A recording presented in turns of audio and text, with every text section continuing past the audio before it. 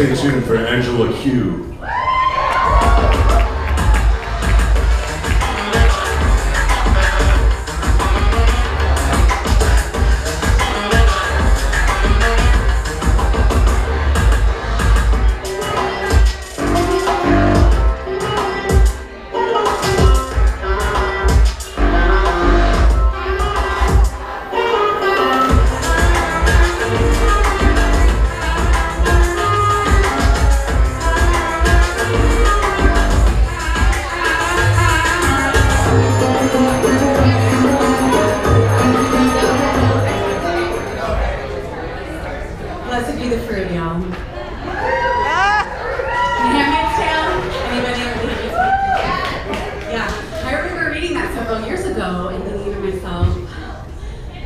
Thank God I live in America.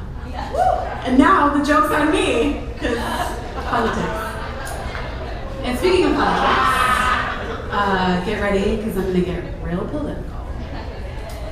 And that was my first joke, because nobody wants to get political right now, right? So boring. I really feel like, especially with the political climate, we just all want to relate. We just want to know that we're not alone, right? That we all have shared experiences. We're all in this together. Like, for example, everybody uses a bathroom, right? So you know how you're in the bathroom, you're on the toilet, and you're reading a magazine, usually in Us Weekly, because you can finish that cover to cover in one sitting. And you put it down because you have to wipe, and you look at the cover, and Ryan Gosling is looking and smiling at you. And normally that wouldn't be a big deal, but you know that in the bathroom, it's a portal that makes whoever's in a magazine able to see what you're doing right in that moment. So you have to turn over the magazine and hope that another celebrity is not selling something on the back staring at you, wiping. Yeah. Just kidding. Oh my God, can you imagine if I really thought that? We just want to know we're not alone, is what I'm saying. I recently lost my dad.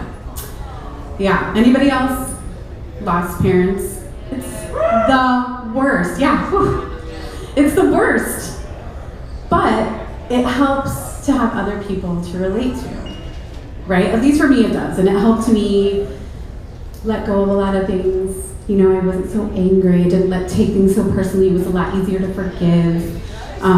He actually died like right before the election, which he was like, no, bye, I'm not doing it, which I do not blame him.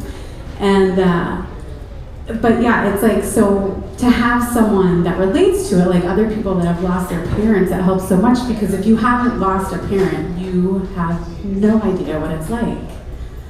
Like, if, like my best friend who told me that, oh, thanks Dad, it was my dad, everybody, thanks Daddy. So my best friend told me that I needed to see a therapist because I was still mourning for my dad 4 months, less than 4 months after he died. And because, like I said, it's so easy for me to forgive now, and she still has both of her parents that she talks to all the time, so she could never imagine what it's like to lose a parent. And that is why I didn't reach over and punch her really fucking hard in her dumb fucking face for telling me that I shouldn't be still mourning for my father. Thank you, right? The good thing is that he was an immigrant from Mexico. He was amazing, which means that I have a huge family of crazy Mexican aunts and uncles. And it doesn't matter that they're Mexican. Everybody has a crazy family, right? Everybody has crazy things in their family. I know, at least for us, they had a lot of crazy superstitions that they passed on. And when you're little, anything that your parents or your aunts or anybody you trust, anything that they tell you, you believe with all of your heart. And some of the shit that they told us, looking back now, I'm like, I believe, like, well, okay, so one is normal, I think we can all relate, is saying bless you after someone sneezed. Great. But the reason we did it was they told us if we didn't say bless you after someone sneezed, they would die. So it wasn't a casual thing in our house. It was literally like someone sneezed and we'd be like, bless you! Bless you. Please don't die. Everything had to do with death. Like, there were a bunch of aunts and uncles, so there were a bunch of cousins, and over the summer it was like the get-along gang. We were at my grandparents' house all week, spending the night hanging out. So we'd be in the living room, all sprawled out on the floor. And if you had to get up to go to the bathroom or go get more popcorn or whatever, you would step over somebody. And if you stepped over someone's body, they would immediately yell at you, step back over! Step back over, because if you step over somebody who is laying on the ground and do not cross back over, they will die that night. We were 5, and we believed this. They also told us not to stick our tongues in Coke bottles because our tongues would fall off and we'd never get them back. I believed that for a long time. A couple other things that I still follow to this day are, don't put your purse or your wallet on the ground because you'll lose your money, right? So I don't do that. And also, if you find money on the ground, when you pick it up, step on the place where you found money because more money will be coming your way. Now, I have been doing this my whole life, and look at me. I'm barely making ends meet. Thank you very much. Yeah. I mean, so we all have crazy families. Actually, the Troubadour family is a very crazy family, which I used to bartend here. And if you don't believe me, where is he? Does everybody know Matthew? You want to talk about a crazy family?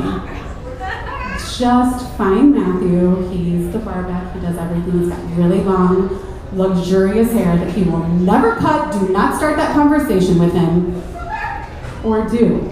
Start any conversation with him. And all I can say is, you're welcome.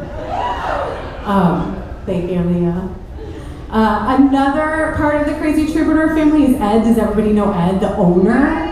The owner of the Troubadour. If you don't know who he is, I guarantee you that you will find him in the corner of the front bar next to the restrooms telling people how the restrooms work. This has been going on ever since they put those signs up when I was still working here like 2 years ago. So if you don't know who the owner of the Troubadour is, he is the glorified bathroom attendant sitting on the stool next to the bathroom saying, looking at you going, light is on. Who knows what light is on? All we want to know is this open or not? Ed likes to be cryptic. He will say light is on. And another one of my most favorite parts of the Troubadour family is Alicia, who put this on tonight, who looks stunningly beautiful. It's a rock and roll glamour show. Everybody dress up rock and roll. And the last thing I want to do, it's not funny, it's heartfelt. 2 years ago tomorrow, on this very stage, Alicia and Mark got married in their rock and roll glamour show. So where are Alicia and Mark right now? Where are they? Can we all just say happy? There they are! Everybody say happy anniversary to Alicia and Mark. Thank you so much for letting me do this. I hope you guys have a wonderful evening. I'll be back doing my hoop dancing. I'm gonna look way different, but I'm going to surprise you like you wouldn't believe. Good night!